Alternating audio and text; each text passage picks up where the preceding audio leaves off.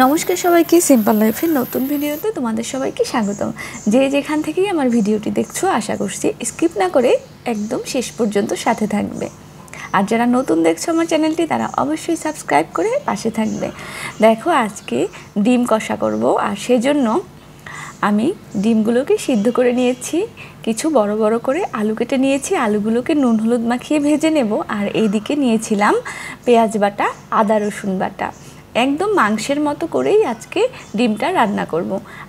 দেখো, আলুগুলো তো আমি তেলে ভেজে নিচ্ছি, আর এবারে ডিমগুলো খোসা থেকে ছাড়িয়ে নিলাম। আর এভাবে ডিমগুলো দেখো একটু করে ফেলে দিচ্ছি, যাতে এর ভেতরটাতে ঝাল লবণের ব্যালেন্সটা ঠিক থাকে। তা আলুগুলো ভাজা হয়ে গিয়েছে, দেখো এবারে আমি ডিমগুলোকেই এক এক করে দিয়ে নিচ্ছি। আর এই ডিম রান্না করতে করতে আজকে যেন হোস্টেল লাইফের কথা মনে পড়ে গেল। কারণ হোস্টেলে প্রতি বেলাতেই দেখা যেত যে ডিম থাকতো এই খাবারের মেনুতে। তখন এভাবে ডিম খেতে খেতে ডিমের প্রতি একটা অরুচি চলে এসেছিলো। তারপরে বাড়ি গেলে আর ডিম খেতে ইচ্ছে করতো না। আর সেই ভয় বা অরুচি থেকে এখনও আমি সিদ্ধ ডিম খেতে পারি না। ডিম যদিও বা আমি রান্না করি, তবে আমার ডিমটাকে ভেজেই রান্না করা হয়। এভাবে সিদ্ধ ডিম খুব একটা আমি রান্না করি না। তো যাই হোক, দেখো কড়াইতে আরেকটু তেল দিয়ে দিয়েছিলাম, আর তেলের মধ্যে তেজপাতা, জিরে, এলাচ ফোড়নে দিয়ে দিলাম। এবারে আমি পেঁয়াজ বাটাগুলো দিয়ে দেব। পেঁয়াজটা একটু ভাজা হয়ে গেলে এর মধ্যে আদা রসুনের যে পেস্ট, সেটাও দিয়ে দেব। যতক্ষণ না এর কাঁচা গন্ধটা যায় ততক্ষণ ভালোভাবে নেড়ে নেব।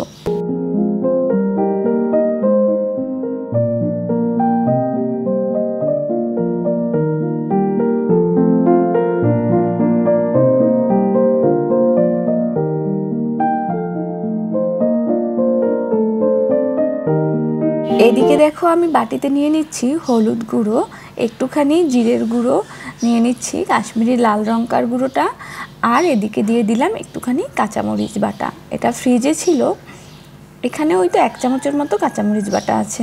এবারে এটা ভালোভাবে জলের সাথে আমি মিশিয়ে নেব, আর দিয়ে দেব ওই যে পেঁয়াজ রসুনের বাটার মধ্যে।